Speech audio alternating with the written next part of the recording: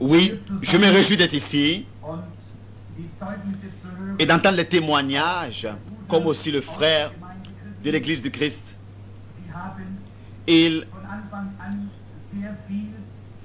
Depuis le commencement, ils ont essayé de faire certaines choses contre cette réunion, contre cette rencontre, mais comme aussi Saul qui est devenu Paul, c'est ainsi que cela s'est passé aussi avec notre frère. Au début, il était contre les réunions, mais maintenant, l'un de nous, il s'agit de la vie qu'on vit.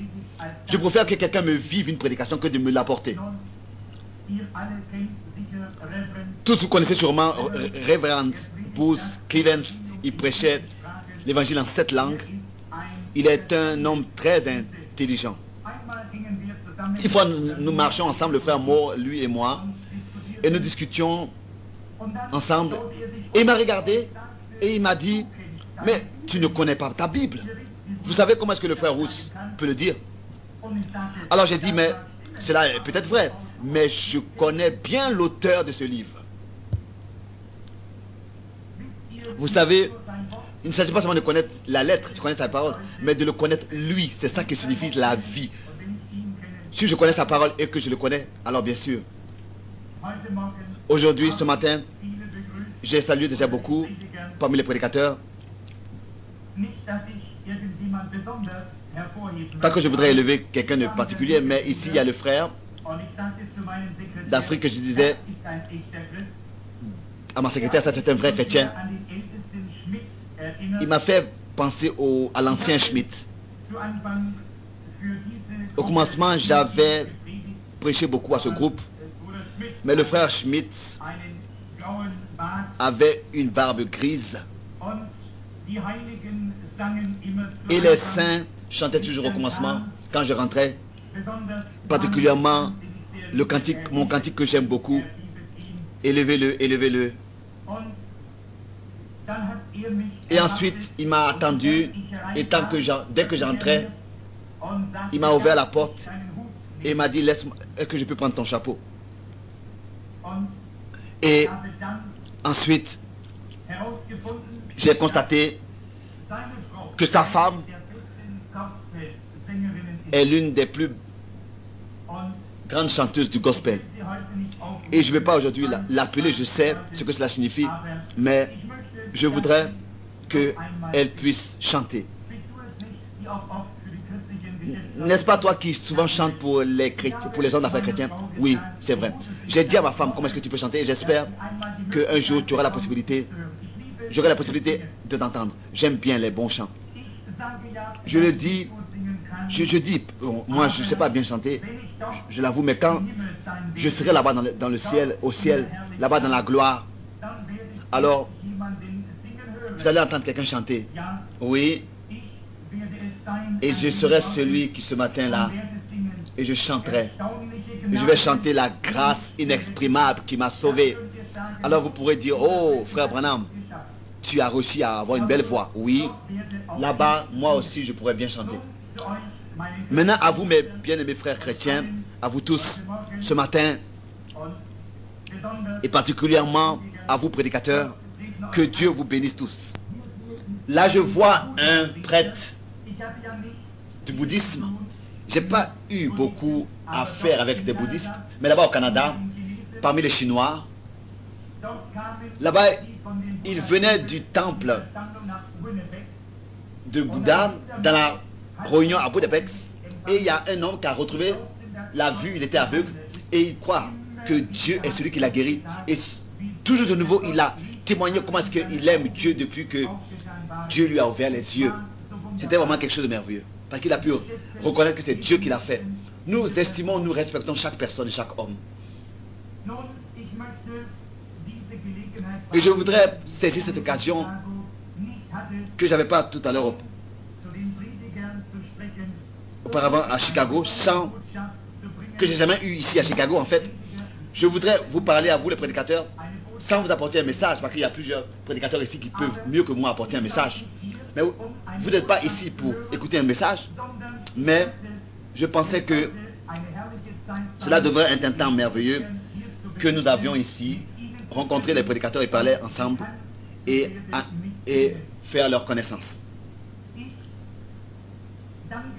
Je remercie le Seigneur pour cette occasion qu'il m'a donnée, car souvent, je suis venu dans cette ville, à Chicago, dans une assemblée, ou bien par des assemblées, ou bien par les hommes d'affaires chrétiens, et jamais j'ai eu l'occasion d'exprimer à la réunion des prédicateurs ce que je crois et ce que j'enseigne. Vous savez, à un tel ministère, il y a beaucoup de choses qui se passent. Ça passe par des bas et par des hauts. Et souvent, les gens reçoivent une mauvaise impression. Parfois, c'est peut-être la raison que je voudrais prendre saisir l'occasion pour exprimer en face de mes frères ce qui concerne mon ministère. Et moi-même, je ne suis pas capable de tenir un message comme vous, ou bien de dire comme vous, peut-être vous auriez quelque chose à dire qui avait de l'instruction, car je n'ai pas une formation particulière, mais j'aime le Seigneur. Et le Seigneur m'a donné une possibilité simple pour sauver les âmes en relation avec un don divin, pour que je puisse transmettre aux hommes ce que je n'aurais pas pu recevoir de mes parents, car je viens d'une famille pauvre. Nous étions 10 enfants à la maison. Je n'avais pas la possibilité de jouir d'une formation particulière. Déjà, lors de ma naissance, il y a eu quelque chose qui s'est passé, une expérience, et mon père et ma mère l'ont témoigné. Et j'essaie pour cette raison d'apporter ma participation avec vous, frères, pour sauver des pécheurs et les conduire, et les sauver, et les conduire à Christ. Je ne suis pas superstitieux, mais avant d'ouvrir la parole et de la lire, je voudrais prier. Nous voulons maintenant le faire et courber nos têtes. Notre Père Céleste, bénis toi, notre Dieu, notre Seigneur, nous approchons de toi. Je me tiens ici à cause de l'évangile devant tes enfants, devant tes pasteurs, tes frères, devant des frères de la même foi. Comment cela touche mon cœur d'entendre ces hommes qui sont incompris. Et comment est-ce que tu m'as envoyé à des institutions à cause du royaume de Dieu. Tu appelles les tiens de tous les endroits à la fin de ces temps. Nous croyons que nous vivons à la fin des temps, comme le prophète l'a dit. La lumière paraîtra au temps du soir. Nous croyons que nous vivons dans ce temps et que nous avons la grâce d'être ceux qui portent la lumière de l'évangile. Tu nous as permis d'aller jusqu'aux extrémités de la terre. Et je prie, Père, de tout mon cœur, que tu puisses me secourir aujourd'hui pour exprimer à mes frères le motif et les raisons de mon ministère et de ma vie, pour qu'ils puissent comprendre ma conduite et mon comportement. Accorde le Père que nous puissions travailler ensemble dans l'amour parfait à cause de l'avancement de l'évangile. Père, je te demande, au nom du Seigneur Jésus, lui qui a dit que nous soyons un, comme lui, il est un avec toi, et que nous devons nous aimer les uns les autres. Et c'est ainsi que le monde reconnaîtra que nous sommes tes disciples, parce que nous nous aimons les uns les autres, tel que nous a aimés. Amen. Accorde-le. Je pense que je ne serai pas désagréable et que je ne vais pas contredire vos opinions, vos façons de voir, quand je vais dire dans l'explication ce que je vais dire. Mais c'est ma première occasion, ici dans cette ville, d'exposer ce que je crois et mes convictions. Je voudrais être sincère et vous laisser savoir. Alors je voudrais lire dans la parole bénie de Dieu, dans Actes des Apôtres, chapitre 26, au verset 19. En conséquence, roi Agrippa, je n'ai point résisté à la vision céleste. Ici, Paul parle, nous tous en tant que prédicateurs, nous le mentionnons, car ensemble nous croyons qu'il est l'apôtre qui s'est adressé à l'église des nations. Il était le témoin pour les païens, pour les nations. Son ministère a été établi comme responsable, a été appelé, convoqué pour rendre compte. Et nous savons que quand quelque chose se passe, quand quelque chose se passe qui sort de l'ordinaire, alors cela est convoqué pour que on rende compte. Alors, cela est normal. Si ici des pasteurs et des prédicateurs ici font maintenant attention et ils ont leur droit. Parce qu'un pasteur est quelqu'un qui veut accorder la bonne nourriture au troupeau. Il est celui sur lequel le Saint-Esprit l'a établi sur le troupeau du Seigneur. Et il veut savoir quelle sorte de nourriture les brebis reçoivent. Je crois que c'est son droit. Et si un prédicateur parfois est hésitant, alors on ne doit pas prendre ça mal. Mais on doit estimer cela et respecter cela si quelqu'un de la bonne manière prend sa position. Vous savez que si vous n'êtes pas certain que vous êtes dans une bonne position, comment est-ce que vous pourrez avoir de la confiance dans ce que vous faites? Par exemple, si je dirais, je n'espère pas que cela va vous sembler être de la psychologie, mais si par exemple, quelqu'un serait convaincu qu'il ne peut plus se lever de la chaise, peut-être qu'il ne pourra plus vraiment, réellement. Vous voyez, vous devez avoir de la confiance dans ce que vous faites. Si vous n'avez pas de confiance, comment est-ce que vous pourrez le faire? Vous voyez, si par exemple, je roule sur une route que je ne connais pas, comment est-ce que je pourrais rouler à 120, à 130, à 140?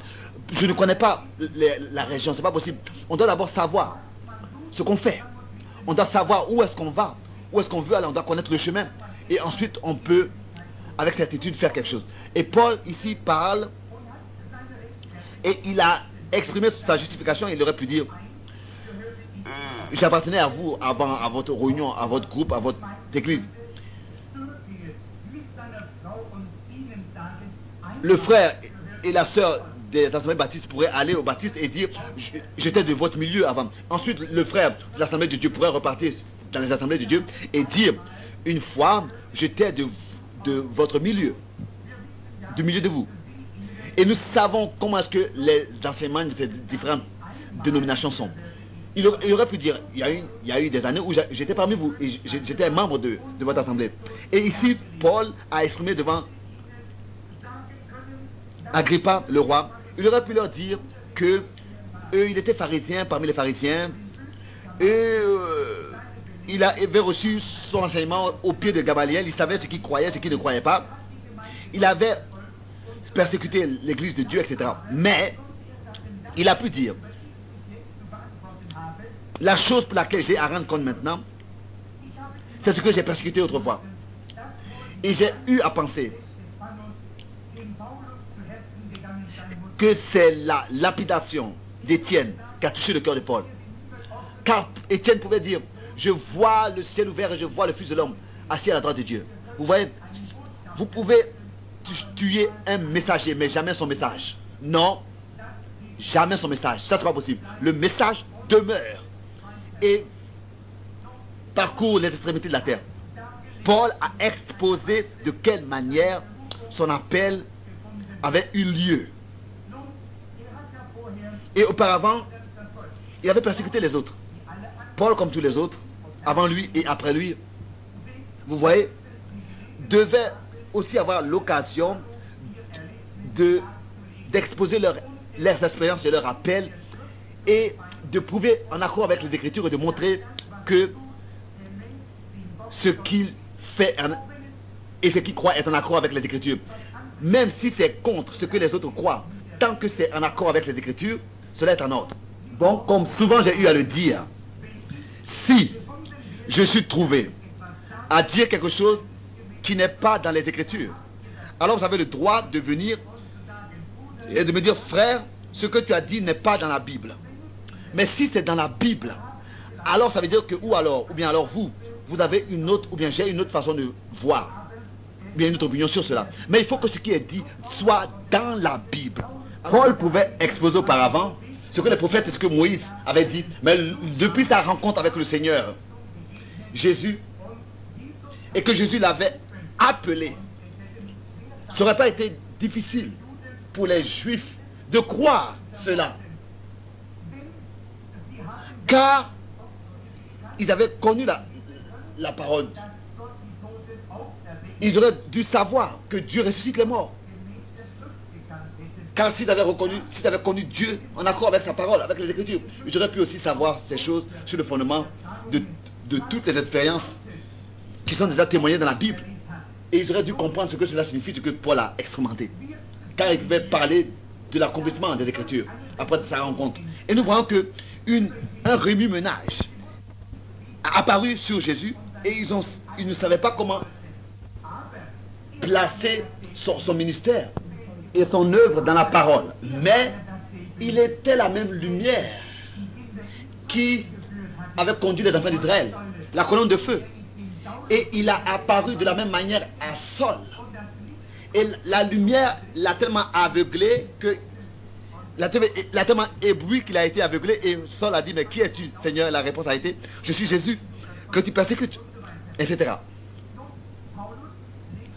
Paul a exposé ces choses ici. Et c'est ainsi qu'il a exposé cette expérience avec Jésus-Christ au peuple. Et il a dit que Jésus est le Christ, est le Messie. Et que Dieu, selon les Écritures, l'a ressuscité. Et qu'il est monté à Dieu le Père. Et qu'il est un témoin de sa résurrection. Et de ses signes, de ses miracles. Et de sa puissance. Et de ce que le Seigneur a fait. Cela n'aurait pas dû être quelque chose de nouveau pour ceux qui connaissent la Bible.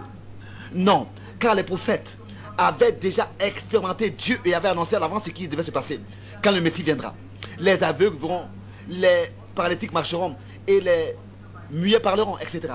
Ils auraient dû savoir. Aussi le roi ici aurait dû en fait le savoir. Je ne sais pas, est-ce que le roi avait tant de patience avec Paul tel que vous avez avec moi. Mais de la manière avec laquelle on désignait Paul de secte et de fausses doctrines et de doctrines étrangères, c'est de cette manière que Paul servait le Dieu de ses pères. Si aujourd'hui nous pouvions nous tenir avec les églises desquelles nous étions sortis, nous aussi nous pourrions rendre le même témoignage que Paul a redit autrefois. Ces hommes ici voulait examiner est-ce qu'avec lui tout est encore en ordre. On pense la même chose avec nous, on pense qu'il y a quelque chose qui a dévié avec nous, mais quel témoignage véritable a été en face d'Agrippa? Jusqu'à qu'Agrippa lui-même dit, Saul, tu me convaincs presque de devenir chrétien. Oh, comment est-ce que Paul a exposé clairement les Saintes Écritures de manière que ce roi a dû dire cela. Les Écritures étaient tellement claires devant lui que le roi même a pu dire, tu vas presque réussir à me convaincre à devenir chrétien. Et Paul a dit, je souhaite que tu le deviennes. Vous voyez, Paul, avec d'autres paroles, aurait pu dire, je souhaite que tu vois les Écritures et la révélation telle que moi je les vois. Mais Agrippa a dit que Paul a trop étudié, c'est pour cette raison que il l'a déraisonné. Non, mais je voudrais dire aujourd'hui, pas que ici je me mentionne seulement de Paul. Il y a beaucoup qui vont encore parler, mais je suis reconnaissant pour cette occasion de pouvoir dire cela. Vous pouvez lire dans Actes chapitre 26 jusqu'au verset 28. Et je vois ici plusieurs assemblées qui sont représentées, assemblées de Dieu et presbytériens, etc. J'aurais souhaité que vous pouvez tous voir ce que je vois. C'est ce que Paul avait souhaité à Agrippa autrefois. J'aurais bien voulu que vous puissiez voir la même vision que j'ai eue et avoir la même clarté sur le ministère en accord avec les Écritures. Alors que je suis sorti de l'église baptiste et que je suis arrivé au pentecôtiste, j'ai été ordonné par Dr. Roy David alors que le Seigneur avait parlé avec moi et alors que j'avais commencé à exécuter le mandat. Je ne savais rien sur les pentecôtistes. J'avais seulement entendu parler d'eux, qu'ils sont des hommes qui sautent, qui pendant la réunion tombent par terre, et des gens qu'on doit même ranimer, etc. Et alors, le docteur Davis m'a dit, mais qui va t'écouter? Tu parleras aux chaises. Et je lui ai dit, si le Seigneur m'appelle et m'envoie, alors il aura quelqu'un pour m'écouter. Et j'ai dit, docteur Davis, Je vous dis, le Seigneur était une réalité pour moi. Je l'ai vu, je l'ai entendu et je l'ai regardé. Et il a parlé avec moi. Et je crois que l'appel que j'ai reçu et le don de Dieu, les dons de Dieu sont irrévocables. Vous ne pouvez pas être quelque chose que vous n'êtes pas. Sinon vous serez un hypocrite. Oh Dieu, laisse-moi achever ma vie sans être un hypocrite, sans avoir été un hypocrite. Je voudrais seulement faire les choses, je voudrais seulement être dans les choses dans lesquelles Dieu m'a appelé. Et pour les choses pour lesquelles il m'a déterminé. C'est vrai que je n'ai pas beaucoup de formations et en ce qui concerne la théologie, je suis le plus pauvre. En tant que prédicateur, je ne peux même pas me désigner prédicateur car j'ai peu d'instructions. Mais le peu que j'ai reçu, le peu de savoir que j'ai sur le Seigneur Jésus, Christ, par sa grâce, je voudrais le partager partout avec mes frères.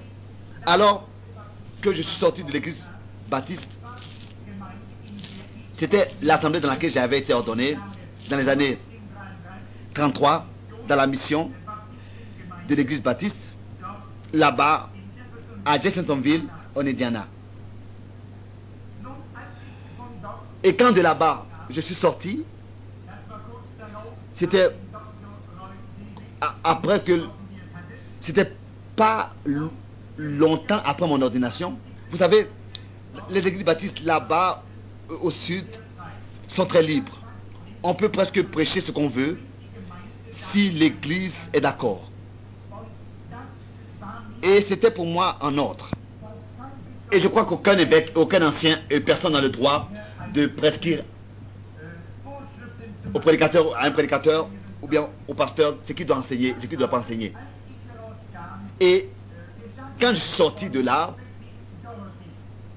alors la guérison de Betty Dorothy a eu lieu. C'était l'assemblée des Pentecôtistes unis, appelée comme ça, à laquelle ce prédicateur appartenait, duquel sa fille a été guérie. Et je pensais que c'était des prédicateurs, des pentecôtistes, parce qu'ils se faisaient appeler Jésus seul. C'est pour cette raison qu'ils sont prédicateurs, ils sont pentecôtistes, ainsi que je le pensais. Mais de là-bas, je suis allé à un homme bien, après que j'avais des réunions là-bas, à Saint-Louis, dans le grand auditorial. Il y avait beaucoup de personnes qui étaient réunies. On devait même apporter la police pour faire repartir la foule, parce que de là-bas je suis parti à Wilshire Street, dans le tabernacle des réunions de prière de l'époque, des heures de prière, et à Dr. J. X. Bright, à la Saint Victor Strasse, à Weekend Wars, Arkansas, et ensuite à la côte de l'Est, et c'est là-bas que j'ai rencontré le feu, et j'ai constaté que parmi les pentecôtistes, il y a aussi beaucoup de divisions qui existent, comme aussi parmi les baptistes. Beaucoup de divisions, de différences et d'opinions. Et là-bas, ils ont les assemblées de Dieu, ils ont l'assemblée de Dieu, et encore autre chose, et encore autre chose. Assemblies of God, et beaucoup de divisions parmi eux. Et les uns se sont séparés des autres, et des frères sont venus à moi et ont dit, tu es un Jésus seul, avec ce groupe là-bas. Je dis non, je ne me fais pas appeler Jésus seul. Ils ont dit, mais tu es avec eux ensemble toujours. J'ai dit, mais ça ne veut pas dire que je suis appelé comme ça. Non. Ils ont dit, mais je leur ai dit, mais ce sont mes frères. Et alors ils m'ont dit, mais ils n'ont rien, qu'est-ce qu'ils ont? J'ai dit, mais s'il te plaît, attention, ne parle pas mal d'eux. Moi j'ai vu là-bas des hommes de Dieu parmi eux. Pourquoi tu parles mal comme ça? Et je ne veux pas que vous les désigniez comme ça d'une mauvaise manière. Et j'ai essayé de conserver les choses ensemble tant que je pouvais, sans prendre position pour ce parti ou bien ce parti. Car les sectes et les prises de ce parti viennent de la chair. Et je voudrais savoir pourquoi ils se sont divisés.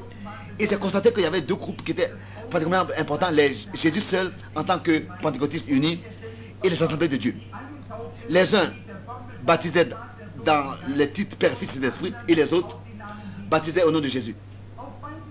Et des deux côtés, je voyais de grands hommes, des serviteurs de Dieu. Et je disais, mais Seigneur, oh Dieu, comment est-ce que si tu pouvais les unir, les apporter à s'aimer, à ne pas se disputer, à ne pas se mordre et diviser et et se faire du mal, mais reconnaître le mauvais esprit qui est venu parmi eux, par lequel des divisions et des sectes, des disputes et des querelles ont lieu. Car c'est ce que le diable veut, qu'ils puissent se disputer les uns les autres et se quereller et ne pas s'entendre. Tant que vos pensées sont dirigées les uns contre les autres, vous n'avez plus besoin de combattre l'adversaire. Parce qu'il a déjà réussi ce qu'il veut faire avec vous. Et je disais, oh Dieu, si je pouvais réussir à les unir, à faire en sorte qu'ils puissent se réunir ensemble, dans l'union parfaite, et que ne pas comme ça interrompre la communion les uns avec les autres, mais reconnaître le méchant, le mauvais esprit qui est venu parmi eux, par lequel ces divisions ont eu lieu.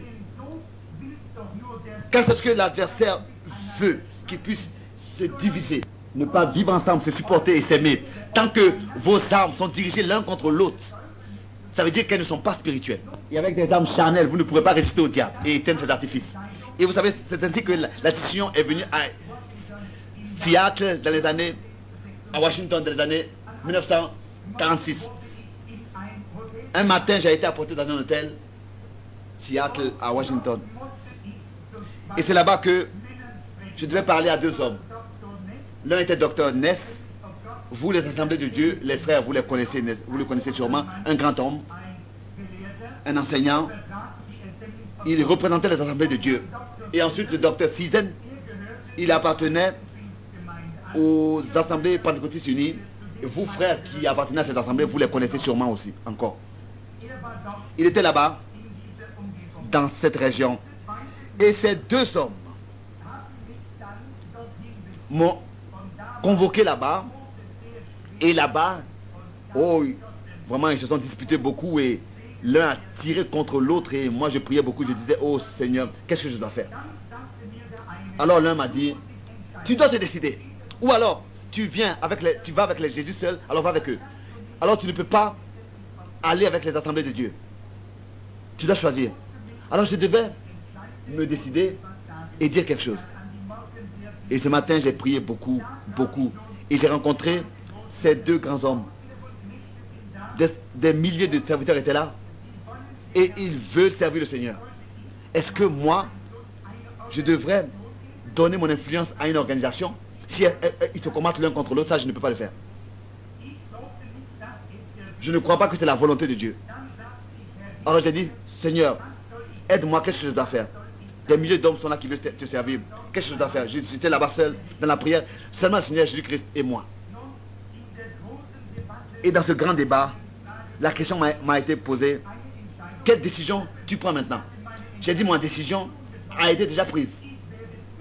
Je vais me tenir entre vous deux, entre vous, et je ne vais pas me joindre à une organisation. Et j'ai mis mes mains sur les deux épaules de ses frères, et j'ai dit, nous sommes tous des frères. Et j'ai dit, j'ai lu vos livres sur vos points critiques que vous avez l'un contre l'autre, et j'ai essayé d'en sortir. Pourquoi est-ce que cette division existe en fait? Quelle différence? Et je me suis dit, tant que vous argumentez, rien ne pourra se passer. Qui pourra être une bénédiction les uns pour les autres. Car c'est ce qui s'est passé déjà avant Nicée, et c'est ce qui a brisé l'église pentecôtiste. Alors j'ai dit, est-ce qu'un milieu ne veut pas être trouvé dans lequel nous pouvons nous unir? Vous savez, autrefois, les épées avaient été vraiment tranchantes l'un contre l'autre. C'était justement la division qui avait eu lieu à l'époque. Et j'ai dit, frère, Dieu ne m'a pas envoyé pour baptiser, il m'a envoyé pour prêcher et pour prier pour les malades. Et je vais prier pour les malades, et vous, prédicateurs, vous devez baptiser les gens donc. Mais je leur ai dit, il y a une chose que je voudrais vous poser comme question. J'ai dit, frère Net, ces gens de l'assemblée de Jésus seul, là-bas, ils ont reçu le baptême du Saint-Esprit, s'ils parlent la langue, etc. Il a dit oui. J'ai dit, frère Cézanne, est-ce que tu crois que les assemblées de Dieu ont reçu le Saint-Esprit s'ils parlent la langue? Il dit, mais oui. J'ai dit, mais alors, la Bible dit que Dieu donne le Saint-Esprit à ceux qui lui obéissent. Qui l'obéissent en fait de vous, qui l'obéissent de vous deux? Tous, vous prétendez avoir reçu le Saint-Esprit. Mais qu'est-ce qui se passe maintenant avec l'obéissance? J'ai dit, frère Cézanne, est-ce que tu peux dire que le frère Cézanne n'a pas le Saint-Esprit? Est-ce que Cézanne, tu peux dire que l'autre n'a pas le Saint-Esprit? Non. Chacun croit que l'autre a le Saint-Esprit. Vous voyez? Alors, il n'y a même pas de sens de se disputer et de se diviser. Chacun croit que l'autre a le Saint-Esprit. Alors, après, je suis revenu à mon point. Un frère de la Finlande, après que j'avais quitté le pays là-bas, parce que Dieu, en Finlande, nous avait donné de grandes réunions. C'est le jeune là-bas qui a été ressuscité des morts en Finlande. Et après, je suis allé à Stockholm, en Suède, et j'ai rencontré Levi Petrus là-bas dans l'assemblée de Philadelphie. Levi Petrus. Et le docteur Lindsay était avec nous à l'époque. Il appartenait autrefois aux assemblées de Dieu. Et ils me soutiennent internationalement et aussi le Sport Square qui sont sortis des assemblées de Dieu. Et aussi les unions pentecôtistes, les unions des églises pentecôtistes aussi me soutiennent internationalement. Et j'ai pris ma position et j'ai dit, je ne vais pas prendre une direction parmi vous. Je veux que nous soyons tous des frères. Je veux me joindre à personne. Et le point qui est à considérer, c'est dans l'amour de Dieu, dans la lumière de Dieu. Vous devez d'abord toujours examiner vos motifs, reconnaître la volonté de Dieu et ensuite vous pourrez ensemble aller de l'avant. Examinez vos motifs, est-ce qu'ils sont justes? Et vos intentions, est-ce qu'ils sont justes? Et il y en a encore la parole. Ensuite, Jésus a dit dans Marc, si vous ne doutez pas dans votre cœur, vous pouvez demander ce que vous voulez et cela s'accomplira. Mais si vous êtes vous-même dans le doute, vos motifs ne sont pas justes, comment est-ce que alors vous pourrez avoir de la confiance dans la prière? Vous voyez, Dieu doit recevoir ce qu'il lui plein droit. Dieu doit se tenir de sa parole. Si je vais à la chair, personne ne m'entend parler de toutes ces choses sur la chair. Je remets tout cela au prédicateur. Moi, je suis là pour prêcher l'évangile, pour vous aider, pour appeler des pécheurs à Christ et pour les conduire au Seigneur. Je ne vais pas ici parler des choses négatives devant la chair. Et je ne suis pas ici pour... Vous savez, j'ai été nommé de toutes sortes de noms. On m'a même désigné en tant que le Fils incarné de Dieu et jusqu'au même le diable en personne. Mais je suis votre frère. Je suis votre combattant de travail, travaillant avec vous dans le royaume de Dieu. Si vous pensez que nous avons encore assez de temps, je voudrais encore dans cette discussion que nous avions autrefois un peu la mentionner. Je vous remercie. Peut-être que cela va vous aider à mieux comprendre. J'ai écrit certaines choses que nous avions eu à toucher la dernière fois, l'autre fois, je voudrais encore les mentionner. Il m'a été posé la question, qu'est-ce que tu crois sur la Trinité? Est-ce que tu crois qu'une Trinité de Dieu existe? Alors frère, si nous considérons cela, alors j'espère que quand cela sera passé, que nous resterons les mêmes frères comme maintenant. Je sens que c'est mon devoir de vous le dire, car des gens viennent à ma réunion qui viennent de vos assemblées et je ne veux pas les faire repartir comme ça trompés. Je dois leur dire la vérité et j'ai toujours répondu à ceux qui m'ont écrit et qui m'ont posé des questions que des prédicateurs et des pasteurs devaient répondre. Alors je réponds et je dis, posez la question à vos prédicateurs et à vous, car c'est à vous, c'est à eux que vous devez faire confiance. Car par cela, une incompréhension pourrait apparaître et ça je ne le veux pas. Alors, on me fait ce reproche que je combats les organisations. Ce n'est pas vrai, ça vous n'avez pas le droit de le dire. Je ne combats aucune organisation, je combats le système corrompu des organisations. Que ce soit les assemblées des unitaires ou bien des trinités. Je suis contre le système corrompu de l'organisation. Aujourd'hui, ils disent nous sommes les assemblées de Dieu, mais ça ce sont ceci et cela et cela. Ça ce sont les forces square, etc. Nous ne voulons rien avoir à faire avec eux. Mais là, dans la communion, ils ne sont pas tels que le dit les Écritures. Ce frère baptise comme ça et nous nous baptisons comme ça. Et eux, ils baptisent par exemple, comme en Afrique du Sud. Un groupe baptisait avec la tête 3 fois devant, comme ça, courbée devant, et les autres baptisaient 3 fois, la tête couchée derrière. Les uns disent, alors que Jésus était mort, sa tête a été courbée devant, c'est peut-être que nous baptisons devant. Et moi j'ai demandé, mais pourquoi est-ce que vous baptisez derrière? Et ils m'ont dit, mais est-ce que tu sais que, est-ce que tu as déjà entendu qu'on a enseveli quelqu'un déjà couché devant? Ça c'est l'adversaire qui apporte toutes ces disputes. Hein? Ce n'est pas l'ordre missionnaire pentecôtiste ou bien l'ordre missionnaire baptiste. C'est l'ordre missionnaire adressé aux apôtres. Et partout, il y a des hommes qui sont bien dans toutes ces assemblées et qui sont vraiment croyants et vivent une vie chrétienne. Hein? Mais les catholiques sont des hommes bien. S'ils s'abandonnent au salut de Dieu, ils sont sauvés. Mais s'ils s'abandonnent dans leurs églises, ils sont perdus. Et les pentecôtistes, c'est la même chose pour vous. Si vous vous abandonnez à votre assemblée, vous êtes perdus. Mais si vous vous abandonnez à Jésus-Christ et à sa parole et à ce qu'il a fait pour vous, alors vous êtes sauvés. C'est de ça qu'il s'agit. Mais si vous mettez votre confiance dans votre assemblée, vous êtes perdus. Et un jour, tous ces différents qu'on a n'auront aucun sens. Ne joueront aucun rôle. Vous voyez, c'est de ça qu'il s'agit. Mais toutes ces désignations-là ne feront pas de différence. Les uns s'appellent comme ça, les uns s'appellent comme ça. Jésus seul, Jésus la Baptiste, etc. Ça n'a aucune importance. Ensuite, concernant ses frères, je ne veux pas prendre parti pour qui que ce soit. Et tant que vous vous disputez les uns les autres, vous deux, vous êtes dans l'erreur. Le fait de se disputer l'un avec l'autre, déjà les deux sont dans l'erreur. Je préfère être faux dans ma doctrine, mais juste dans mon cœur, que d'être juste dans ma doctrine et faux dans mon cœur. Vous voyez? Donc il s'agit de votre cœur.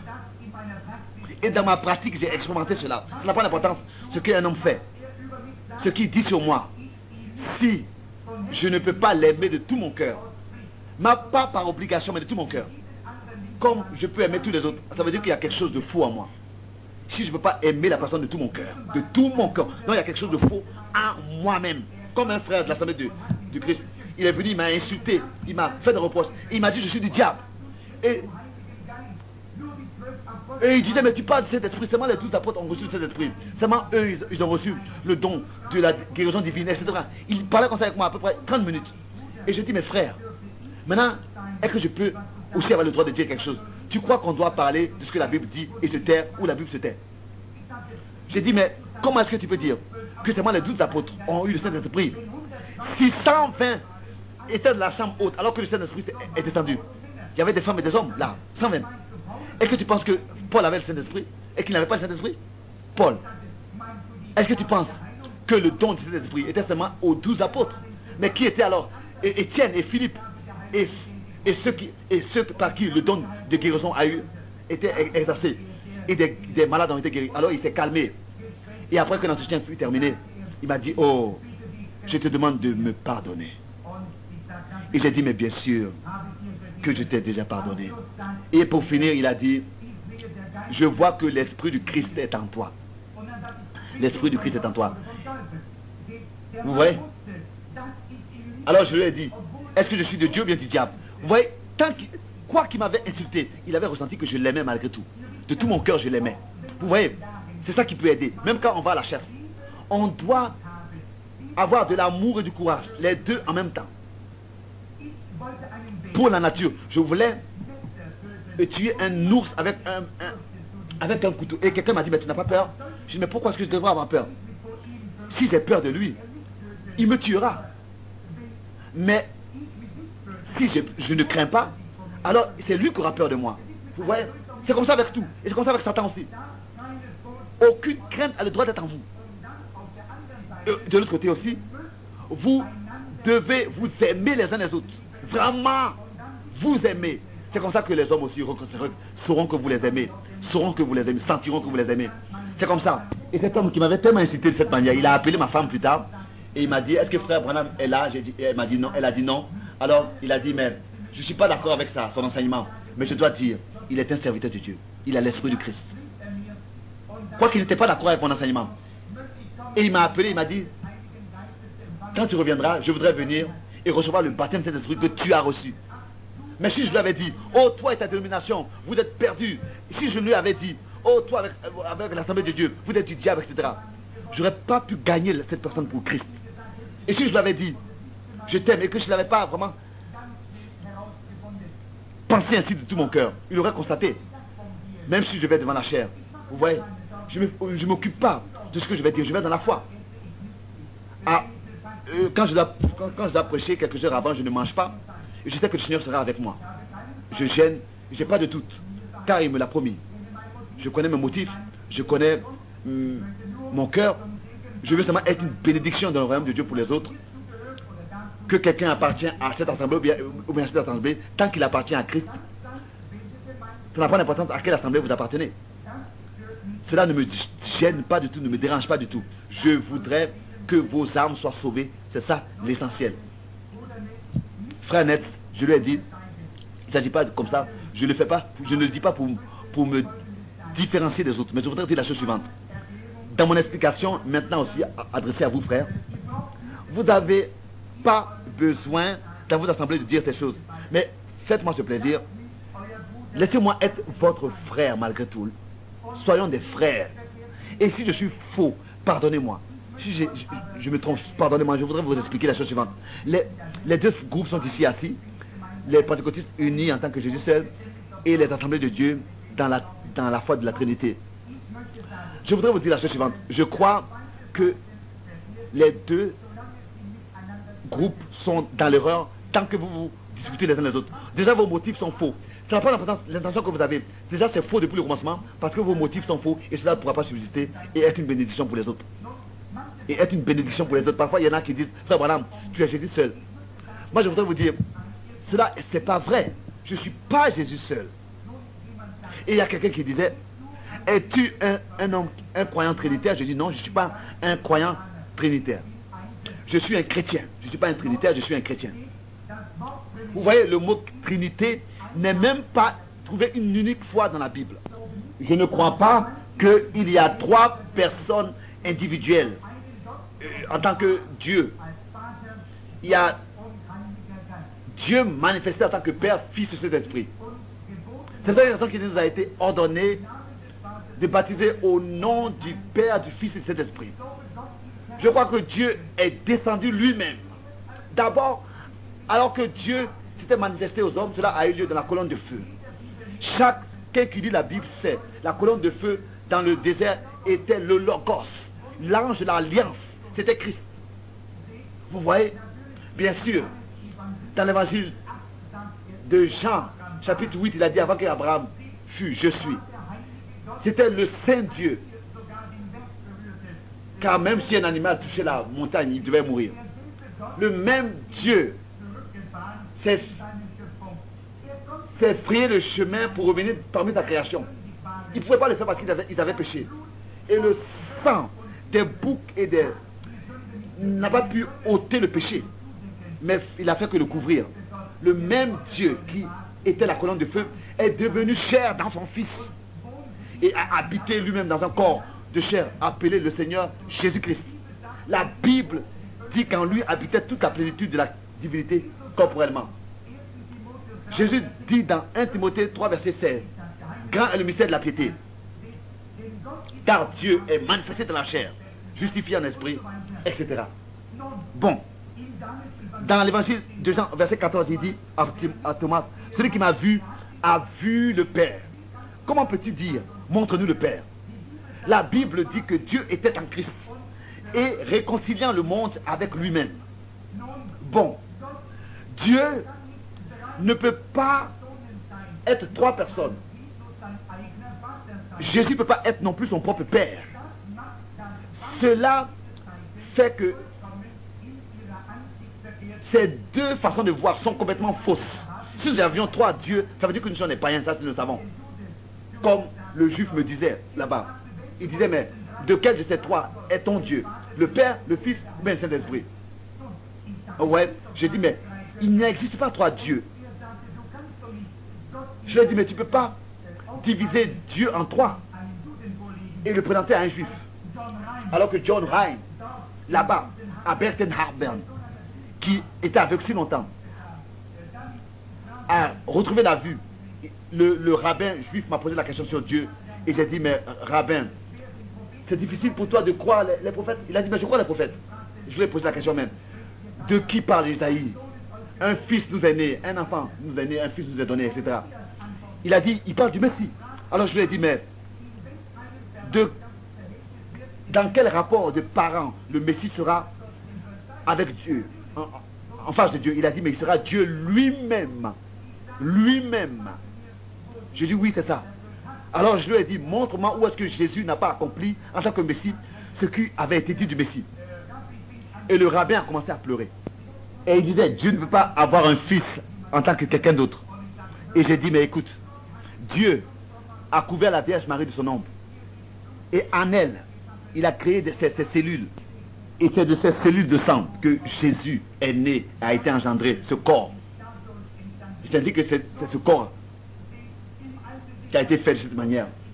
Et Jésus a été manifesté. Dans l'Ancien Testament, les hommes pouvaient seulement sacrifier un agneau, un animal.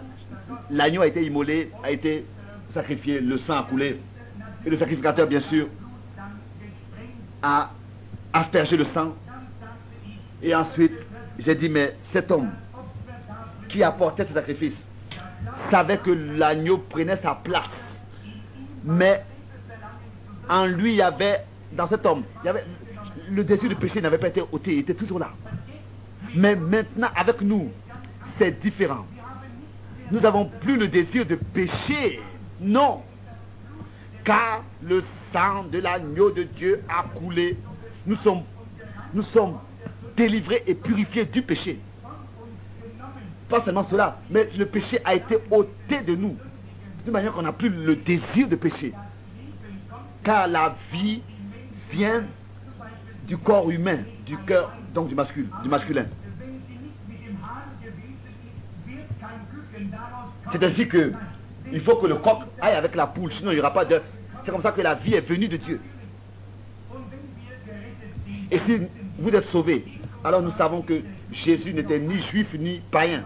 Il était Dieu, manifesté de la chair. Car la tente, le corps dans lequel il a été manifesté, avait été engendré par Dieu. C'est pour cette raison qu'il était ni juif ni païen. Les cellules de sang ont été créées par Dieu. Et si nous venons sur l'autel et que nous voyons l'agneau de Dieu et ses douleurs sont représentées devant nos yeux, nous savons qu'il a souffert et il mourut pour nous. Vous voyez? Alors le sang de cet agneau doit nous purifier de tous nos péchés. Et la vie qui a été libérée alors qu'il mourut est maintenant revenue sur nous. Dans l'Ancien Testament, c'était la vie de l'animal. Et cela ne pouvait pas revenir sur celui qui apportait le sacrifice. Mais maintenant, Dieu mourut et la vie de Dieu a été libérée. Et si un croyant vraiment confesse ses péchés, quelqu'un confesse ses péchés, si quelqu'un confesse ses péchés, alors ce ne sera pas la vie de notre homme, mais c'est la vie de Dieu, la vie éternelle, Zoé. Traduit veut dire la vie propre même de Dieu, qui revient sur lui. C'est ainsi que nous sommes devenus par cette vie de Dieu, fils et filles de Dieu. Dieu est mort dans la chair. C'est Dieu lui-même qui est descendu. D'abord, personne ne pouvait s'approcher de Dieu parce que l'homme avait péché. Alors Dieu s'est formé un corps, s'est créé un corps pour ôter le péché, pour abolir le péché. Vous voyez? La seule chose que Dieu, c'est la seule chose que Dieu pouvait faire en tant que le juste. Je devais avoir la compréhension pour ces choses. Si par exemple je dis que quelqu'un a péché, Tommy X doit prendre la place de cette personne qui a péché, ou bien le frère Carlsen, que tu puisses mourir pour lui. Cela ne sera pas juste. Ou bien alors je dirais, Loé, tu es mon secrétaire, meurs pour cette personne. Je suis Billy Paul, mon fils, meurs pour cette personne, c'est pas juste. Pour être juste, il faut que moi-même je prenne la place de la personne. Si je veux que quelque chose donne sa vie à sa place. Et c'est ce que Dieu a fait. Dieu est esprit. Mais Dieu lui-même s'est créé une possibilité. Cela devrait vous toucher tous et vous saisir vous tous. De savoir que Jéhovah lui-même est descendu, lui-même, pas quelqu'un d'autre. Il n'était pas un homme adulte, non. Il est né comme tous les hommes. D'une femme. Jéhovah, pleurant comme un enfant, travaillant comme un homme dans l'atelier, essuyant ses larmes. Jéhovah accroché entre le ciel et la terre. Les soldats ont craché sur lui. Il est mort pour nous racheter, pour sauver ses enfants, pas une autre personne, mais Dieu lui-même. Vous voyez? Mais manifesté en tant qu'homme. Il voulait ramener l'homme ainsi à lui-même. Maintenant, nous pouvions le toucher, nous pouvions le ressentir, le voir, l'entendre. D'abord, il était Jéhovah au-dessus de nous. Ensuite, avec nous, maintenant, en nous. Vous voyez? Le jour de la Pentecôte. La colombe de feu s'est divisée. Et il leur a apparu des langues divisées comme de feu. Il s'est divisé, partagé parmi les siens. Oh, quand nous venons ensemble nous réunir, alors nous avons Jéhovah dans toute sa plénitude. si nous sommes unis ensemble, si nous venons ensemble. Mais si on veut dire, avec celui-ci, je ne veux rien avoir à faire, avec celui-ci, je ne veux rien avoir à faire. Juste à Pentecôte, ils étaient tous unis d'un même accord, dans un même lieu. Et sur chacun de ces feux de langue se sont placés. Ils s'est partagé parmi les siens. Aussi, nous pouvions seulement venir nous réunir ensemble. Alors nous avons Jéhovah dans toute sa plénitude. Si nous venons ensemble nous réunir. Vous voyez? Mais si on dit, avec celui-ci, je ne veux rien avoir à faire, avec celui-ci, je ne veux rien avoir à faire. Le jour de la Pentecôte, ils étaient tous unis d'un même accord, dans un même lieu. Et sur tous, les feux de langue se sont placés. C'était la colonne de feu. C'était la colonne de feu qui s'est divisée, qui s'est partagée. Parmi les croyants. Vous voyez, nous sommes frères. Et en ce jour, vous reconnaîtrez que je suis dans le Père et que vous êtes en moi et que je suis en vous. Vous voyez? Nous sommes un. Dieu, Jéhovah. D'abord, il ne pouvait pas s'approcher des hommes parce que sa loi était sainte. Ensuite, il est devenu péché pour nous. Il a payé le prix pour que le même Jéhovah puisse établir sa demeure en nous. Jéhovah au-dessus de nous, Jéhovah avec nous et maintenant en nous. Pas trois dieux, mais le même Dieu. Les professeurs perdent la compréhension des choses et ils ne vont jamais saisir ces choses. C'est une révélation. C'est seulement par la révélation que nous pourrions nous comprendre et le voir. Bon, frère, vous devez le voir. Comme autrefois je le disais au frère Cessez et au frère Cessez. Vous avez vous qui êtes instruit et vous pouvez mieux, beaucoup mieux expliquer que moi. Mais j'ai lu l'histoire de l'Église. Déjà, ce qui s'était passé avant le concile de Nicée et aussi pendant le concile de Nicée. Autrefois, l'Église catholique a pris la lignée de la Trinité et les autres aussi la lignée des unitaires. Mais les hommes voulaient avoir les choses entre les mains. Non, vous ne pouvez pas. Vous devez laisser tout entre les mains de Dieu et lui-même faire quelque chose. Laissez tout entre les mains de Dieu. Que ce soit lui qui ait tout entre ses mains. Si il sait toutes choses, il connaissait la fin vers le commencement. Alors nous voulons ôter nos mains et laisser Dieu lui-même agir en toutes choses. Regardez à Dieu lui seul. Il va de l'avant avec son peuple, comme autrefois avec Josué. Vous voyez, s'il y avait trois dieux qui existaient, je voudrais vous montrer comment est-ce que cela serait terrible. Bon, alors, ça veut dire que Dieu n'aurait pas pu être le Père de Jésus, Christ. Et s'il est un, il n'aurait pas pu naître par une vierge. Regardez-moi, je mets ici trois livres. Ici, ils disent que c'est Dieu le Père, Dieu le Fils, Dieu le Saint-Esprit. C'est ce qu'ils disent. Soyez attentifs et comprenez ce que je veux dire. Vous croyez les deux là, en fait la même chose. Mais le diable est venu à vous et vous a apporté de la confusion. Je vais vous prouver avec l'aide de Dieu. Si ce n'est pas la Bible, n'acceptez pas, mais si c'est la parole de Dieu, acceptez-la. Vous trinitaires et vous unitaires qui êtes réunis ici. Ici c'est le Dieu le Père, ici c'est Dieu le Fils, et ici c'est Dieu le Saint-Esprit. Bon, nous voulons prendre du temps et un peu parler de cela. Dieu Père, Fils et Saint-Esprit. Pour moi, je le fais volontiers de parler de la divinité. Ne m'en voulez pas si je ne me dépêche pas. J'ai maintenant la possibilité de m'adresser à vous, Dieu le Père, Fils et Saint-Esprit. Bon, qui est le Père de Jésus-Christ? Est-ce que c'est vrai que Dieu était Dieu le Père? C'est vrai? Bon, bien sûr. Bon, si nous allons dans Matthieu 28, Jésus-Christ a dit là-bas, allez dans le monde entier, prêcher et enseigner et baptiser au nom du Père, du Fils et du Saint-Esprit. Et nous voyons qu'après, Pierre a baptisé au nom du Seigneur Jésus-Christ. Est-ce que cela est une contradiction? Bon, nous avons tous les témoignages qui ont été rendus. Ici, voilà ce que je crois et je vous l'exprime ici ouvertement.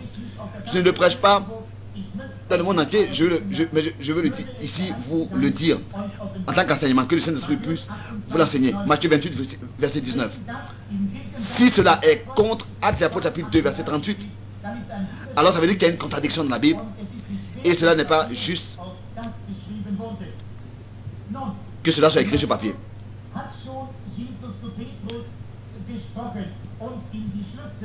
Dans Matthieu déjà, dans l'évangile de Matthieu, Jésus-Christ avait parlé à Pierre et lui avait donné la clé du royaume. Vous voyez, la Bible ne peut pas être révélée par la théologie. C'est seulement la révélation. Depuis le commencement, c'est la révélation. Pourquoi est-ce que Abel a apporté un sacrifice meilleur à celui de Caïn? Il savait, pas la révélation. Ce n'était pas des pommes, bien autre chose. Je veux dire que si de manger la pomme donne aux femmes la connaissance qu'elles sont nues, alors qu'elles puissent aujourd'hui vraiment manger beaucoup de pommes.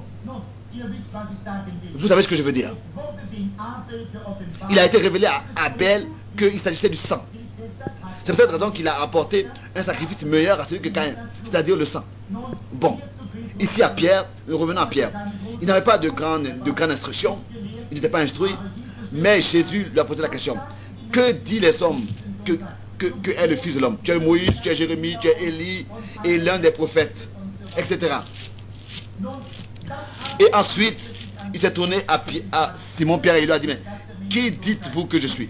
Et Pierre a répondu, tu es Christ, le Fils du Dieu vivant. Et il a dit, béni sois-tu.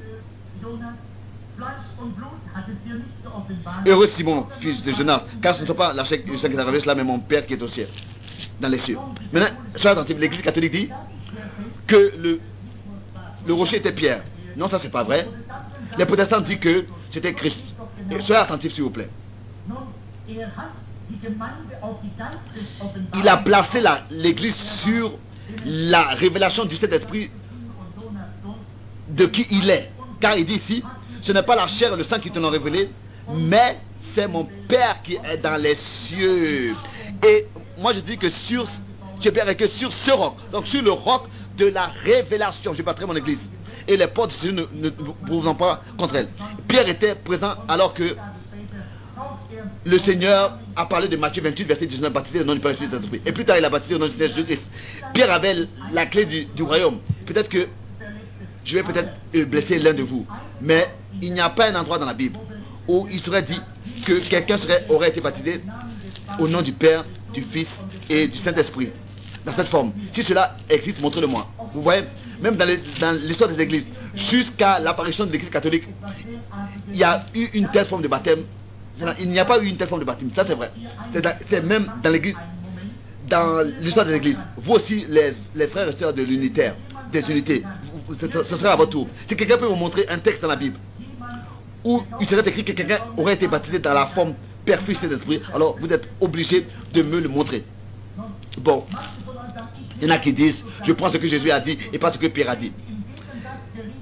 S'ils se sont contredits, alors qu'est-ce que nous faisons alors? Ça veut dire que toute la Bible est fausse. Quelle Bible nous lisons alors? Bon, mais c'est seulement par la révélation de Dieu que nous pourrons voir. Bien sûr, c'est la révélation. C'est seulement la révélation. Si ces deux versets bibliques là se contredisent, alors quelle Bible nous lisons? Qu'est-ce que je sais alors? Si Jean 14 est vrai, si Jean 3 est vrai, qu'est-ce qui est vrai alors en fait? Mais la seule chose que nous avons, c'est que la Bible est vraie et chaque parole est juste, chaque verset est vrai. Même si nous ne comprenons pas tout de suite, nous le laissons jusqu'à ce que l'Esprit nous le révèle. Et le même ange qui est avec moi, le même m'a enseigné. Oui, vous voyez comme ces choses sont. Matthieu 28, verset 19. Nous voulons encore observer cela de plus proche. Et aussi, Actes chapitre 2, verset 38. L'un dit au nom du Père, du Fils et du Saint-Esprit, et l'autre dit au nom du Seigneur Jésus-Christ. Il a dit, pas au nom du Père, au nom du Fils et au nom du Saint-Esprit. Il n'a pas dit comme ça. Pas des noms, qui sont cités plusieurs. Non. Mais, et non plus au nom au pluriel du Père, Fils et Saint-Esprit. Non. Mais au nom, au singulier, au nom du Père, du Fils et du Saint-Esprit. Vous voyez? Toujours, il s'agit toujours de ce nom-là. Pas au nom du Père, au nom du Fils et du nom, au nom du Saint-Esprit, ou bien au nom au pluriel, mais au nom au singulier du Père, du Fils et du Saint-Esprit. Quel est alors ce nom-là, juste, unique? Est-ce que c'est Père? Est-ce que c'est Fils? Est-ce que c'est Saint-Esprit? Qu'est-ce que c'est? Vous voyez? Bon. Je voudrais vous poser la question. Si il s'agit du nom, et que Jésus a dit allez et baptisez-les au nom, alors beaucoup le savent que Jésus l'a dit, n'est-ce pas?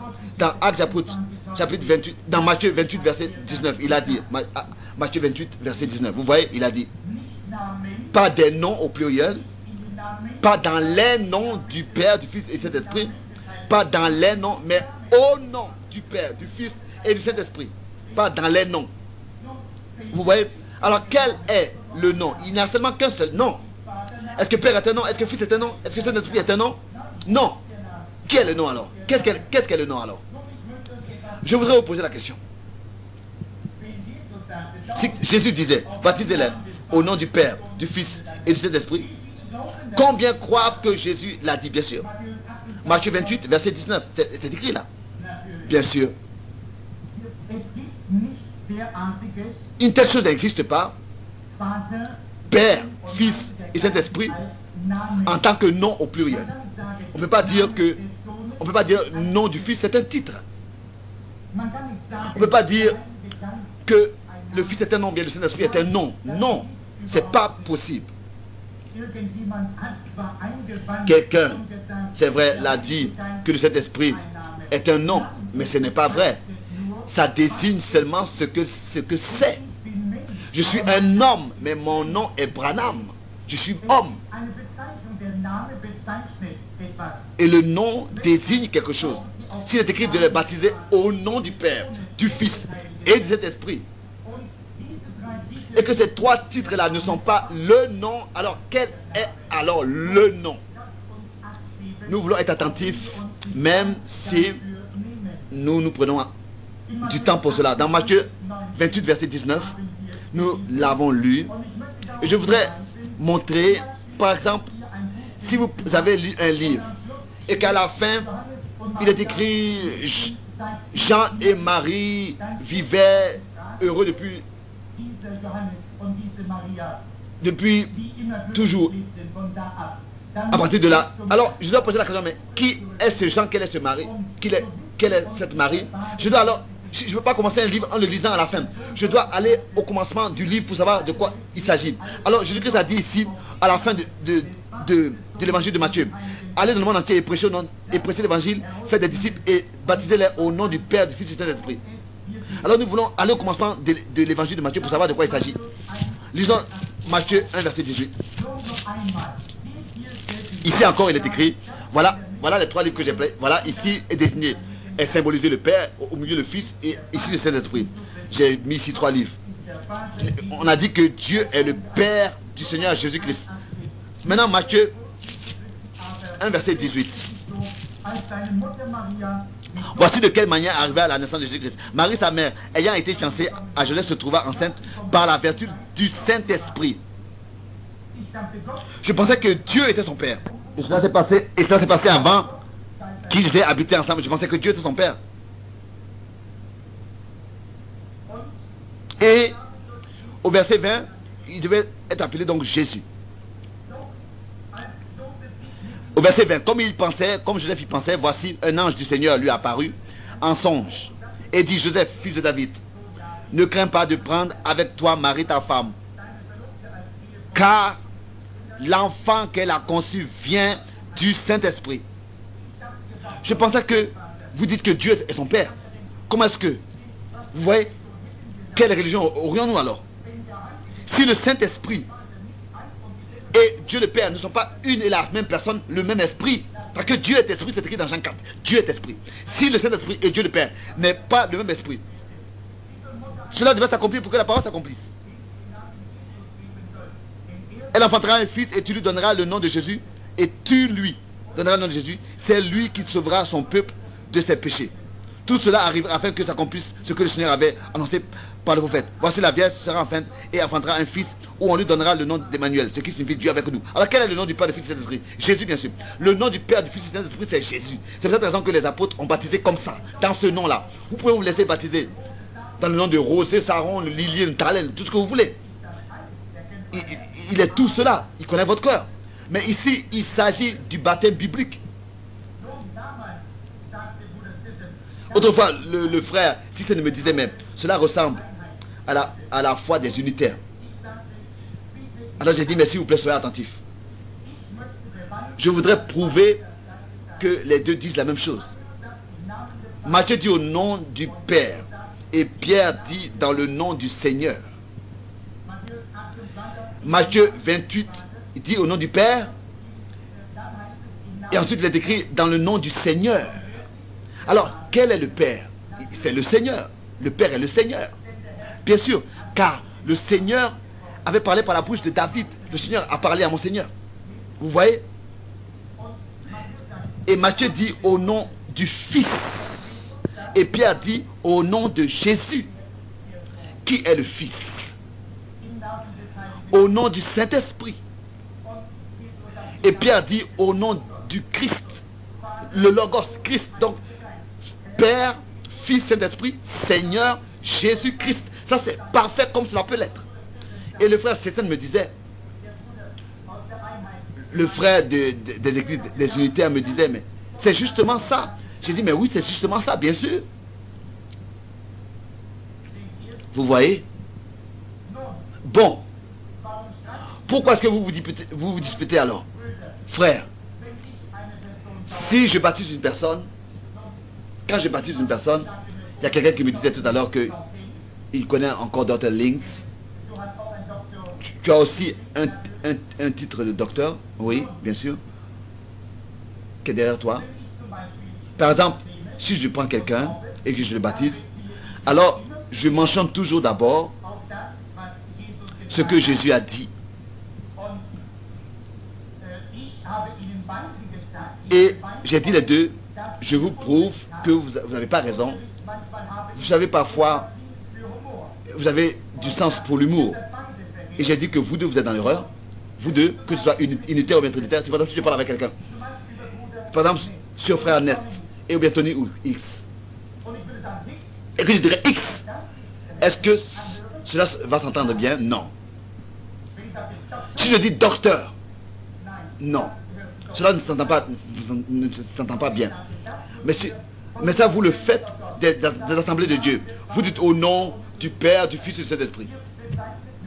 Vous faites que désigner le titre. Vous dites au nom de Jésus. Il y a beaucoup de Jésus. Il est le Seigneur Jésus-Christ, duquel nous parlons ici. Pas seulement baptisé au nom de Jésus. Ce n'est pas juste non plus. Mais nous devons baptiser au nom du Seigneur Jésus-Christ. Jésus est le oint. Vous voyez? Si je disais hey, next, vous voyez? Cela n'est pas possible. Ça ne se fait pas. Ce serait manquer de respect pour la personne et le titre qu'elle porte. Si quelqu'un a étudié et a un titre de docteur, alors on doit l'appeler docteur. Et ensuite son nom suit. Bien sûr. Bon, vous savez ce que je veux dire avec ces exemples. Donc ce qui est important, c'est d'utiliser le titre et le nom qui appartient au titre, de reconnaître le titre de la personne et le nom qui appartient à ce titre. C'est ainsi qu'en original c'est écrit, allez et faites des disciples de tous les peuples et baptisez-les dans le nom du Père, du Fils et du Saint-Esprit et enseignez-les à observer tout ce que je vous ai prescrit. Cette parole, je la lis toujours avant que je prie, avant que de baptiser. Et je dis, sur le fondement de ta foi et de ta confession, je te baptise selon les Écritures au nom du Seigneur Jésus-Christ. Vous voyez? Bon, si cela n'est pas juste, alors vous avez une contradiction dans la Bible. Et qu'est-ce que vous voulez alors? Qu'est-ce qui se passe avec qu'est-ce que le prêtre des temples de Bouddha doit leur dire ici? Ou bien de l'islam, ou bien de quelque part d'autre. Vous voyez? Non. Vous n'avez pas besoin d'ôter ce qui est écrit dans la parole. De retrancher. C'est éternellement la vérité. Rien ne doit être retranché ou bien ajouté. Ça doit être seulement révélé tel que c'est écrit. Vous voyez? Il est le Père. Ce n'est pas un autre Dieu. Il était le Fils. Pas un autre Dieu. Le même Dieu. Vous voyez? Ce sont trois manifestations, trois révélations du même Dieu. Dieu en tant que Père. Dans son Fils unique. Et maintenant de nouveau à nous par le Saint-Esprit. Jésus-Christ a dit, je serai avec vous et en vous. C'était Dieu autrefois manifesté dans l'adoption. Les disciples n'ont jamais utilisé les titres. Ils ont toujours utilisé le nom pour baptiser d'eau. En ce qui me concerne, vous pouvez baptiser comme vous voulez. Moi, je vous ai seulement montré comment est-ce que cela doit être fait selon les Écritures. Et si vos cœurs sont droits, vous allez aussi comprendre la bonne manière et accepter ces choses. Je disais autrefois au frère Net, il était prédicateur. Je l'ai adressé comme ça, il a le titre de docteur. Alors je lui ai dit docteur, Bien sûr. Ce sont les titres qu'il a. Je ne dirais pas net ou bien docteur. Non, c'est pas possible. Non. Je dois dire révérend docteur Netz. C'est ainsi que je l'appelle. Ici, il s'agit de la même chose. Père, Fils et Saint-Esprit. Seigneur Jésus-Christ. Bon, vous savez, comment est-ce que je baptise? Et ensuite, j'ai posé la question au frère Netz, est-ce que tu peux accepter de cette manière le frère Tétet? J'ai posé la question au frère Tétet, est-ce que tu peux aussi voir et accepter? Alors, ils ont dit, les deux ont vu la même chose. Ils disent, mais pourquoi est-ce que alors, vous n'ôtez pas toutes ces barrières? Parce que les croyants veulent ensemble avoir communion, les uns avec les autres. Et c'est par les prédicateurs et par leurs opinions que le peuple a été divisé. Tant que le diable peut réussir cela, Dieu ne pourra pas se manifester de manière puissante parmi son peuple. Je voudrais expérimenter l'union du corps de Jésus-Christ. On ne doit pas dire, oui, si celui-là ne baptise pas comme moi, alors il va en enfer. Non, c'est pas possible. S'il ne voit pas les choses comme moi, alors il va en enfer. Non, non, non. Vous, assemblée des unitaires, des unitaires. Il y avait beaucoup d'assemblées, plus de 70, une fois, qui ensemble avaient une réunion que je devais soutenir. Et vous savez, le frère Petit, il est l'un des hommes très bien, et sa femme était catholique. Et il est consacré au Seigneur. Lui aussi, il est un homme de Dieu. Montrez-moi qui est mieux que Roy, Ruir et beaucoup d'autres. Et le frère de l'église de Philadelphie, des assemblées de Dieu, qui aurait pu être mieux que elle? Qui pourrait être mieux que Gex Moore? Ce n'est pas un radical. C'est vrai que des deux côtés, il y en a qui sont comme ça. Et les gens montent du doigt ces choses, et le diable aussi. Mais ils ont tous reçu le Saint-Esprit. Et si ce n'était pas la grâce de Dieu, je vous dis que nous n'existerons plus depuis longtemps. Le diable nous aurait engloutis. Mais c'est l'esprit, la grâce de Dieu qui nous unit. Oh, béni soit le lien qui nous unit dans l'amour de Dieu. Alors, l'ancien qui avait préparé une réunion, il m'a appelé d'abord, il m'a dit, est-ce que tu sais ce que tu as fait hier soir? Tu avais un pécheur dans la réunion et tu l'as appelé sur la plateforme. Ce monsieur Petit. J'ai dit, mais qui? Un pécheur? Je dis, mais c'était un prédicateur des assemblées de Dieu. Alors il me dit, mais c'est un pécheur qui n'est pas bien baptisé. Oh, je lui ai dit, frère, tu m'as dit qu'il a le Saint-Esprit, non? Il a dit, mais est-ce que Pierre n'a pas dit, repentez-vous et que chacun se laisse baptiser pour le pardon des péchés? C'est peut-être raison que tes péchés ne peuvent pas être pardonnés jusqu'à ce que tu sois baptisé. J'ai dit, mais est-ce que ça, c'est la seule possibilité? J'ai dit, mais qu'est-ce qui est écrit dans Actes des Apôtres au chapitre 10? Pendant que Pierre parlait encore, le Saint-Esprit s'est déversé sur eux et ils n'étaient pas encore baptisés. Et Dieu leur a accordé le baptême du Saint-Esprit avant le baptême. Avant le baptême, ils ont expérimenté le pardon des péchés. Ils ont entendu parler de ça par la bouche de Pierre. Et Pierre, Dieu les a remplis du Saint-Esprit. Alors il m'a dit, tu sais ce qu'on va faire? Nous allons faire un cercle et on va te faire sortir. Alors je lui ai dit, moi je vais faire un autre cercle et je vais vous ramener tous dans ce cercle parce que je vous aime. Vous voyez? Il y a beaucoup de frères qui m'aiment et qui viennent aux réunions, qui viendront aux réunions. Si vous mettez dehors, moi je vous inviterai de nouveau dans mes réunions. Si vous faites un cercle et vous me faites sortir, moi je ferai un autre cercle et je vous inviterai à venir. Au nom du Seigneur Jésus-Christ, je veux vous dire la chose suivante. Je ne veux plus encore garder le temps. Je veux vous demander, bon, j'ai dit ensuite, je marche avec vous si vous prêchez seulement ce qui est écrit dans la Bible. Et si vous aimez, et si vous avez de l'amour les uns avec les autres. Entre les autres. Je ne suis pas pour le baptême de Jésus seul. Je connais plusieurs Jésus, particulièrement dans les pays de l'Amérique latine. Mais le baptême doit avoir lieu dans le nom du Seigneur Jésus-Christ. Vous voyez? Mais je pense que nous devrions vraiment d'abord lire et montrer dans Matthieu 28, verset 19, l'ordre missionnaire ou de baptiser. Ce n'est pas plusieurs dieux, c'est le même Dieu, c'est toujours le même Dieu, le seul et le même. Car la Bible dit, écoute Israël, le Seigneur ton Dieu est un seul Dieu, est un seul et unique Dieu, il n'est pas trois, il est seul. Ça c'est la construction catholique qui a déformé cela et c'est pas, ça a été aussi maintenu par Luther et par beaucoup d'autres. Beaucoup baptistes ainsi parce qu'ils ont pour eux trois personnes dans la Trinité, dans la divinité. C'est ainsi que les Juifs, vous ne pourrez jamais les convaincre. Si vous leur prêchez un Dieu Trinité, un Dieu de trois personnes. Non, non, non.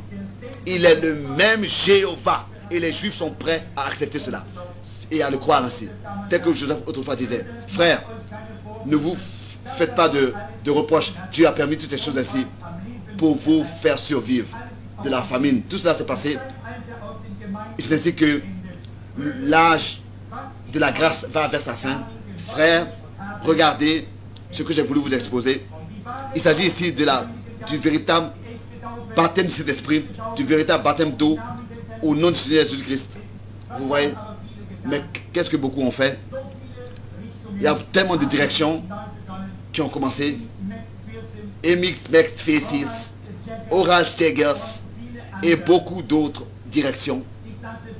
J'ai dit, frère Jaggers, si je pouvais prêcher comme toi, mais alors après il fait sortir du sang de sa paume, de ses mains, etc. Et il fait toutes sortes de théâtre devant la chair. Cela n'est pas biblique, cela n'est pas biblique, certainement pas. Le sang de Jésus-Christ est le seul moyen de notre rédemption et de notre purification. Je l'ai appelé et je lui ai dit d'arrêter de faire ces choses. Et j'étais là-bas, dans un hôtel très... Un hôtel à bon prix, donc très moins cher.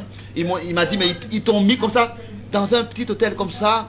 Ils voulaient m'amener dans un hôtel où je ne sais même pas comment me comporter. J'ai dit, non, moi je me sens bien dans ce petit hôtel-là. J'irai là-bas dans ce grand hôtel si tu me payes le repas. Alors je lui ai dit, mais laisse pour cette fois-ci. Nous sommes assis ensemble. Et je lui ai dit, frère Jack, je t'aime. Tu étais un frère bien. Et il avait une femme, une étrangère avec laquelle il montrait certaines choses devant la chair. Et je lui ai parlé de ça aussi. Et ensuite je suis allé dans ces choses un peu plus proches. Vous savez, Dieu me révèle des choses sur la plateforme. Est-ce qu'il peut aussi le faire partout? Bien sûr. Vous savez, hier, ici, mot par mot, j'ai dit comment est-ce que les choses vont se passer aujourd'hui.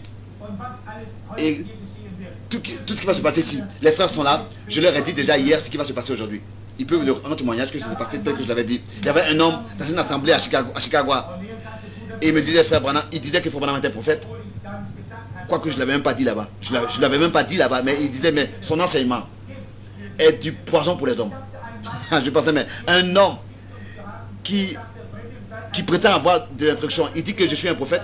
Et il doit savoir que la parole, s'il dit que je suis un prophète, il doit savoir que la parole du Seigneur vient au prophète et la révélation de la parole. Alors je reviens à Jaggers. Je lui ai dit, mais écoute, qu'est-ce qui s'est passé avec cette femme-là aussi, car le sang sur ses mains, etc., et de l'huile. Alors je lui ai dit, mais alors il me disait, mais c'est pour le salut des nations. J'ai dit, quoi? Frère Jaggers, nous sommes des amis. Je lui ai dit, mais tu es quelqu'un qui t'a si bien parlé. Qu'est-ce que tu fais? Il m'a dit, merci Branham, merci frère Branham. Et ensuite, j'ai commencé à parler avec lui. Je lui ai dit, mais tu es un serviteur de Dieu. Je lui ai dit, mais si ce n'est que tu peux prouver ce que tu enseignes avec la Bible, sinon un jour, tu vas te trouver là où tu ne veux pas être. Et beaucoup de nous connaissent ce frère. Mais il y a beaucoup de choses qui se passent dans le pays sous le nom du christianisme et de Christ qu'on ne peut même plus soutenir. Ils font que dérober l'argent des hommes. Et ces évangélistes-là ne donnent rien à ce peuple. Plus que les prédicateurs. Qu'est-ce que c'était avec Martin Luther? Martin Luther avait beaucoup de succès. Mais malgré tout, il est resté sobre et normal. Malgré le fanatisme qui était autour de lui. à savoir que Dieu fait quelque chose, il y a aussi d'autres choses qui se font. Des fanatismes et des gens qui élèvent un homme ou bien qui regardent à un homme. Frère, je n'ai pas l'intention de vous faire des reproches. Le frère Tchekas me disait que ces choses extérieures là-bas, c'est le Saint-Esprit qui le fait. J'ai dit, frère Tchekas, j'ai seulement 7 ans d'école. Et toi, tu es un docteur de la théologie. Et tu avais été bien éduqué, enseigné dans une bonne église. C'est ton père qui a fondé l'Assemblée de Dieu, etc. Et je lui ai dit, mais si tu veux prêcher, prêche ce que tu veux, où est-ce que tu le veux, mais il faut que ce soit en accord avec la Bible. Ne bâtis pas ton ministère sur des sensations. Si tu ne trouves pas l'équilibre dans la parole de Dieu, un jour, cela va tomber. Tu dois comparer tout ce que tu crois avec la Bible et enseigner. Et tout ce que tu enseignes avec la Bible. Et même tes expériences avec la Bible, tu dois les comparer. Il me dit que c'est le Saint-Esprit qui le fait. Alors je lui ai dit, mais montre-moi dans la Bible où est-ce que le Saint-Esprit a fait cela. Que de l'huile, visiblement, est versée sur de la main, et puis il y a du sang, etc. Il m'a dit, mais le sang de cette femme sera le salut des nations. Non, non, non. Je dis, mais écoute, le salut des nations, c'est déjà passé par le sang du Christ. Toutes ces choses viennent de l'Antichrist. C'est un enseignement antichrist. Il m'a dit, oh frère Branham, tu dois d'abord apprendre beaucoup. Je lui ai dit, sûrement pas beaucoup comme toi. Assez comme toi. Alors je lui ai dit de nouveau, frère Jacket, reviens à la Bible, sinon ce sera trop tard. Reviens à la parole de Dieu, reviens à l'évangile de Jésus-Christ. Ne bâtis pas ton ministère sur des sensations. Et il baptise les gens et il leur promet que avec ce baptême-là, ils ont déjà la vie éternelle, ils ne vont jamais plus mourir. Et il enseigne encore d'autres choses. Si vous commencez faussement, alors vous ne savez plus si cela est juste ou pas. L'adversaire est tellement malin. Il peut vous faire un peu sortir de la parole et toujours un peu plus, toujours un peu plus, toujours un peu plus. Et ensuite, vous êtes tellement éloigné que vous vous en rendez même plus compte. Et c'est ainsi que la confusion rentre dans l'église. Quoi que se passe, ça n'a pas d'importance. Combien de fois vous ayez raison. Combien de fois vous avez raison. Il s'agit d'une seule chose qui est importante. Il s'agit d'un seul enseignement. Et il s'agit de cet enseignement-là. Si je n'ai pas l'Esprit de Dieu, je n'ai pas l'amour de Dieu dans mon cœur pour le monde entier. Pour les hommes, il y a quelque chose de faux en moi. Même si je pense avoir raison. Tel que Paul a dit dans 1 Corinthiens au chapitre 13. Même si j'avais toute la connaissance et toute la sagesse et toute les mystères, si je connaissais tous les mystères et que je n'avais pas cet unique enseignement, l'amour, je ne suis rien. Et si je pouvais parler dans la langue des anges, connaissais tous les mystères, pouvais avec la foi transformer les montagnes. Et si vraiment je pouvais connaître toutes les mystères, et si je n'avais pas l'amour, je ne savais rien. Si je n'avais pas l'amour de Dieu, la nature de Dieu, la vie de Dieu, toute la sagesse de Dieu, tous les mystères de Dieu, même si je pouvais les connaître. Et si je n'avais pas l'amour, à quoi est-ce que tous ces mystères me serviraient? Et à quoi est-ce que toute ma raison me servirait? Jésus-Christ a dit, c'est par l'amour qu'ils reconnaîtront que vous marchez dans la lumière. Parce que vous êtes mes disciples alors. Aimez-vous les uns les autres. Même si quelqu'un est faux, aimez-le quand même. Du véritable amour. Sinon on va s'accomplir.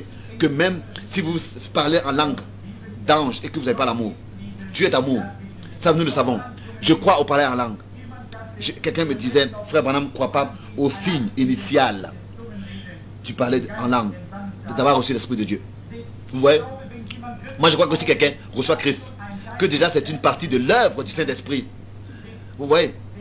Car la Bible dit clairement dans l'évangile de Jean, celui qui écoute ma parole et qui croit à celui qui m'a envoyé a la vie éternelle. Il y a une seule forme de vie éternelle. Vous voyez? Je crois que personne de lui-même peut venir. Dieu doit l'appeler.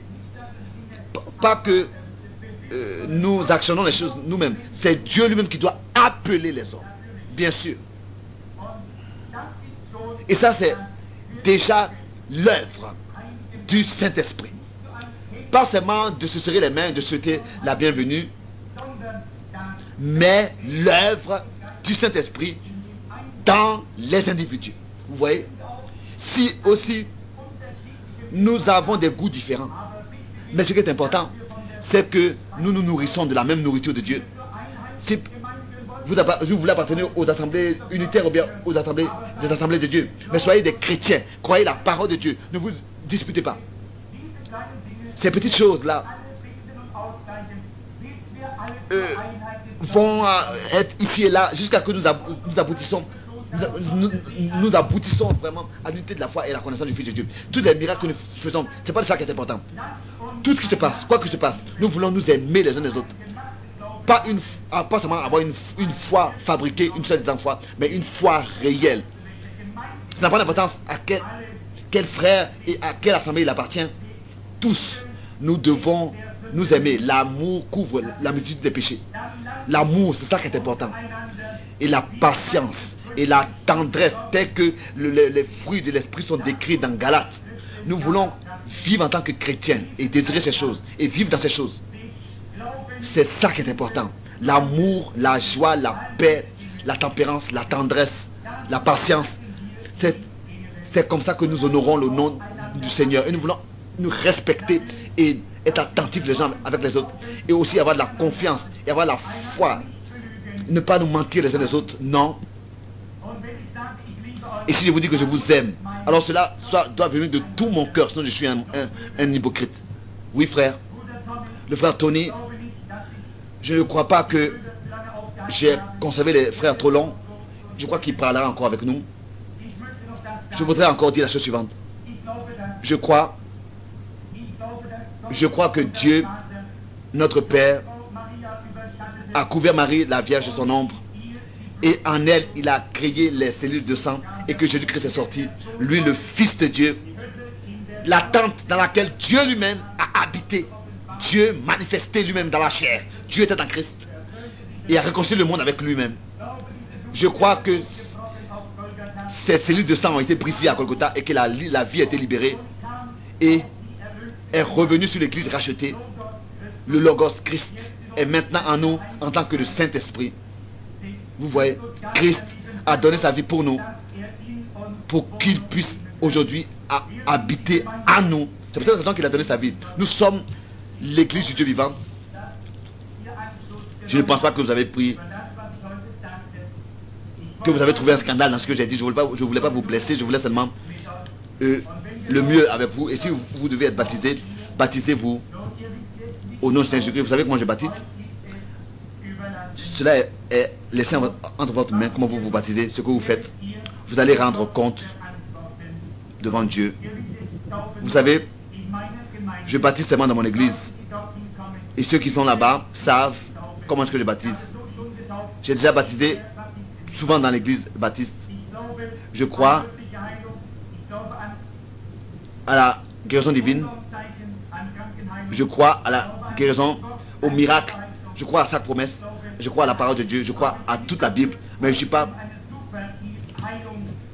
pour ces gens-là qui présentent comme ça avec ces évangélistes modernes là, et ils appellent cela une super évangélisation de guérison.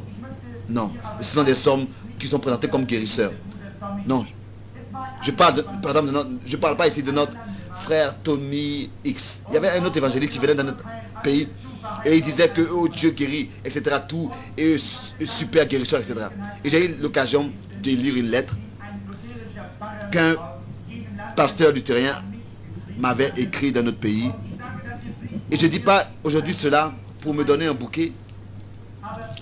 Mais vous savez, cet évangéliste-là a parlé de cela dans ce pays là-bas. Et il a promis à tous la guérison.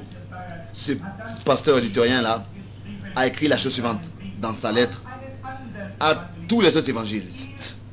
Il a dit, vous, évangélistes américains, avec vos guérisseurs super et votre guérison super, peut-être que cela se semble être un bouquet que je m'offre. Mais il a écrit, alors que J. Slings était mort, un enfant, un bébé, là-bas, en Allemagne, et la sœur Tex Slings avait appelé le frère Branham pour qu'il puisse venir et prier pour l'enfant. Elle avait vu comment est-ce qu'au Mexique, l'enfant avait été ressuscité, qui était mort le matin à 9 h, et le soir a été ressuscité. Le frère Expanosa peut rendre témoignage de cela et beaucoup d'autres. Même l'attestation des médecins ont été donnée que l'enfant vit et que l'enfant était mort. beaucoup de catholiques sont venus, ont constaté tout cela. Et j'ai vu la vision là-bas avec l'enfant au Mexique. Et j'ai parlé à Billy et au frère Moore. Et je leur ai dit, car je voyais cet enfant mexicain de nouveau sourire et sauter et jouer. Et je savais qu'il allait être ressuscité. Et cela s'est passé ainsi, par la grâce de Dieu. Le médecin l'a attesté, il l'a confirmé le matin à 9 h en tant que mort. Il avait déclaré l'enfant en tant que mort. Ces choses sont vraies. Ça doit être la vérité. Sinon, je ne pourrais pas le dire. Ne faites pas les choses comme ça simplement, mais dites seulement ce qui est vrai. Dieu n'a pas besoin comme ça qu'on l'aide. Ensuite, il a dit dans la lettre, alors que cette mère avait appelé Frère Branham pour qu'il puisse venir, et que cet homme, la sœur de cette sœur, Catcliff, est quelqu'un qui est un soldat dans l'armée américaine, et il m'a mis un avion à ma disposition pour m'amener en Allemagne vers cette femme-là qui vient de la Norvège. Et elle disait, nous croyons Frère Branham que c'est un serviteur du Christ. Viens, impose les mains à l'enfant et il va ressusciter. Et cet évangéliste qui était là-bas, il a dit, Dieu va ressusciter l'enfant. Dieu va ressusciter l'enfant. Et déjà l'armée m'avait dit que l'avion est là et il voulait me prendre. L'avion était déjà préparé. Et ensuite j'ai dit, attendez jusqu'à que j'ai consulté la volonté de Dieu. Et le matin, cela est arrivé. Et j'ai vu la lumière dans la pièce. Et il m'a été dit, ne contredis pas cela. C'est la main du Seigneur, c'est la volonté de Dieu que l'enfant parte. Et alors j'ai appelé, j'ai dit, cette mort est dans la volonté de Dieu, je ne viendrai pas pour le ressusciter. Alors ce luthérien, ce pasteur luthérien a écrit et a dit, et vous évangélistes, pourquoi est-ce que vous n'attendez pas comme Frère Branham jusqu'à que vous recevez de Dieu la réponse? Pourquoi vous ne consultez pas d'abord la volonté de Dieu pour savoir ce que vous devez dire aux gens dans leurs problèmes et dans leurs maladies? Vous apportez toute une sorte de fausse espérance aux gens et vous les dites qu'ils vont être guéris et qu'ils vont être rejetés. D'abord vos cœurs doivent repentir. D'abord vous devez vous repentir et laver vos cœurs dans le sang de l'agneau. D'abord vous devez croire, venir dans la vérité, réellement, dans la réelle foi, dans le Dieu vivant et dans la parole de Dieu, avant de prétendre être quoi que ce soit. Dans ma vie j'ai fait beaucoup de choses qui n'étaient pas justes. Et même si je vivais encore longtemps, sûrement que je ferais encore beaucoup d'erreurs. Peut-être que j'ai été même un scandale pour vous. Pardonnez-moi, j'ai lu d'Abraham les choses par lesquelles il a dû passer. Et tout ce qu'il a fait. Et comment est-ce que, par exemple, il a menti sur sa femme, il a dit qu'elle était sa sœur, etc. Mais ensuite, dans Romains 4, tout cela n'est même pas mentionné. Il est écrit seulement qu'Abraham n'a pas chuté et ne s'est pas laissé égarer par l'incrédulité, mais qu'il a toujours été fortifié. Aucune erreur de sa vie a été mentionnée dans ce commentaire divin. Rien n'a été mentionné de ce qui était négatif de la vie d'Abraham dans le Nouveau Testament. Oh, j'espère que quand mon commentaire sera lu ce jour, j'espère qu'aucune faute n'y sera contenue. Que Dieu vous accorde le même commentaire par ta grâce. Amen.